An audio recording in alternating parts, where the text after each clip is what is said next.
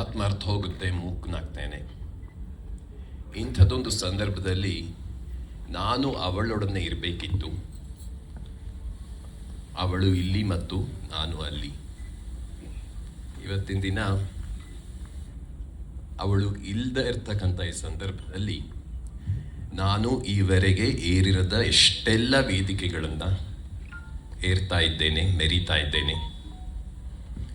ಈ ಮೆರತವನ್ನು ಒಂದು ಮೆರವಣಿಗೆ ಅಂದ್ಕೊಂಡಿದ್ದೇನೆ. ಅವಳ ಹೆಸರಿನೊಟ್ಟಿಗೆ ನನ್ನ ಹೆಸರು ಬೆರೆತಿದೆ. ಅವಳಿಲ್ಲದೆಯೇ ನಾನು ಮೆರೆಯಲಾರೆ ಅನ್ನೋದನ್ನು ಸಹ ಇಲ್ಲಿ ಹೇಳ ಬಯಸ್ತೇನೆ. ಸುಮಾರು ಸಲ ಈ ಮಾತನ್ನಾಗಲೇ ಹೇಳಿದ್ದೇನೆ. ಈ ನಾಗರಾಜ ವಸ್ತಾರೆ ಅಂತಕ್ಕಂಥ ಈ ಮನುಷ್ಯ,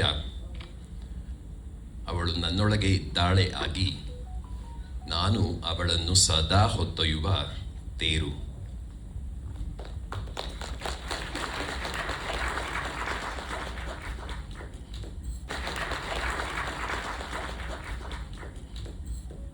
ದೇವನೂರು ಚಂದ್ರು ಅವರು ಬರಬೇಕು ಅಂತ ಫೋನ್ ಮಾಡಿದಾಗ ಒಂದು ಮಾತನ್ನು ಹೇಳಿದೆ, ಅವಳ ಹೆಸರು ಎಲ್ಲೆಲ್ಲಿ ಕೇಳಿ ಬರುತ್ತೆ ಅಲ್ಲೆಲ್ಲ ನಾನು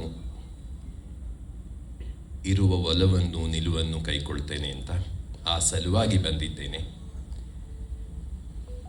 6-8 ವರ್ಷಗಳಿಂದ ನಮ್ಮಿಬ್ಬರ ನಡುವೆ ಈ ಗ್ರಾಮಾಯಣ ಚಿತ್ರದ ಕುರಿತಾಗಿ, ಅವಳ ಅಭಿನಯವನ್ನು ಕುರಿತಾಗಿ ಮತ್ತು ಈ ಕಡೂರು ಅರಸೀಕೆರೆ ಸೀಮೆಯ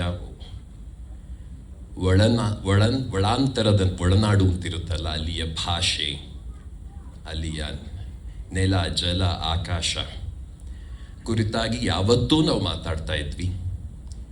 ಇವತ್ತು ನಾನು ಇಲ್ಲಿ ತೆರೆಯ ಮೇಲೆ ಅವಳನ್ನು ಕುರಿತಾಗಿ ಏನನ್ನು ಕಂಡೆ ಅವೆಲ್ಲವನ್ನೂ ಅವಳ ಮೊಬೈಲಿನಲ್ಲಿ ಇವತ್ತಿಗೂ ಕಾಪಿಟ್ಕೊಂಡಿದ್ದೇನೆ. ಚಿತ್ರದ ನಾಯಕನನ್ನು ಪೊರಕೆಯಲ್ಲಿ ಹೊಡೆಯುವ ಸಂದರ್ಭ, ಅದನ್ನು ಅವಳು ಅಲ್ಲಿ ಮಾಡಿ ಬಂದ್ಲು. ಆದರೆ ಆ ಸಂದರ್ಭವನ್ನು ನನ್ನೊಟ್ಟಿಗೆ ಸುಮಾರು ಕಾಲ ಜೀವಿಸಿದ್ಲು ಅಂತಲೂ ಹೇಳ ಬಯಸ್ತೇನೆ. ಚಿತ್ರವನ್ನು ಮಾಡುವ ಸುಮಾರಿನಲ್ಲಿ ಆರೋಗ್ಯ ಸರಿ ಇರಲಿಲ್ಲ. ಇದು ಮರುಚಿತ್ರೀಕರಣ ಆದಂಥ ಒಂದು ಸಿನಿಮಾ. ಇದು ಯಾವ್ಯಾವುದೋ ಕಾರಣಕ್ಕೆ ಮತ್ತೆ ಸ್ಥಗಿತಗೊಂಡು ಇವತ್ತಿನ ದಿನ ಈ ಹಂತಕ್ಕೆ ಬಂದಿದೆ. ಹೆಚ್ಚು ಮಾತಾಡ್ಲಾರೆ, ತುಂಬ ಭಾವುಕನಾಗ್ಬಿಡ್ತೇನೆ ಯಾವುದೇ ಸಂದರ್ಭದಲ್ಲಿ ಸಹ. ನನಗೆ ಮೆಟ್ರೋದಲ್ಲಿ ಹೋದರೆ ಇದೇ ರೀತಿಯ ಭಾವುಕತೆ ಕಾಡುತ್ತೆ, ಒಡಮೂಡುತ್ತೆ.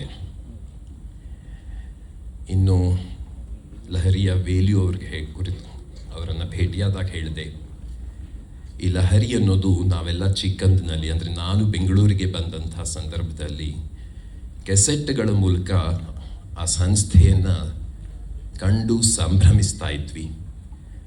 ಅಪರ್ಣೆಯ ಕಪಾಟಿನಲ್ಲಿ ಸಾವಿರಾರು ಲಹರಿ ಕೆಸೆಟ್ಗಳಿವೆ.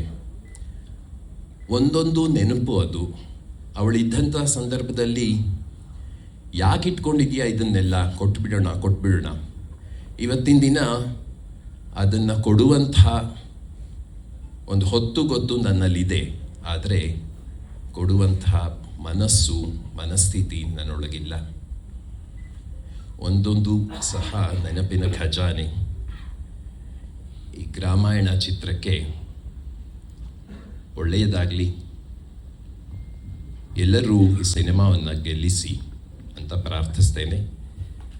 ನಮಸ್ಕಾರ.